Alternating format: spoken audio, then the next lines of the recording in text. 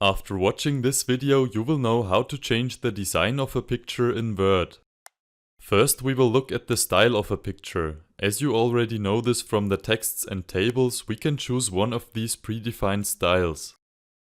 But again, we should know how to change the style of a picture ourselves, and therefore I will walk you through some of the advanced design options for the image. Since the ribbon doesn't show us all the image editing options, we have to open the sidebar menu. To open it, we either click on the little arrow in the Picture Styles section, or we right-click on the picture and select Format Picture. So the first formatting option we will look at is the image border. For that we go to the sidebar tab called Fill and Line, and here we open the Line section. When we choose Solid Line, we can change all possible settings for the border.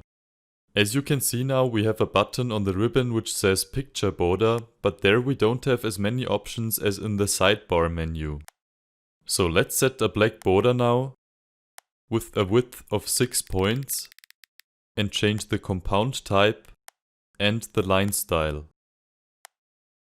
In the next tab of the sidebar menu we have the advanced effects like shadows, reflection and so on. Since we already covered this topic in the font formatting section of this course, I will not go into more detail here, but go ahead and play with these options if you plan on using them in your document. The third tab is not usable for images, so let's jump to the fourth tab now. This is a tab which you might need sometimes, since we can make image corrections here. In the first section we can change the sharpness, the brightness and the contrast. So if we want to add a blur, we can simply drag the bar for the sharpness down. By the way, when we open the presets, we will find the default design proposals that we can also access by clicking on the corrections button. In the next section of this tab we can make color corrections and change the transparency of an image.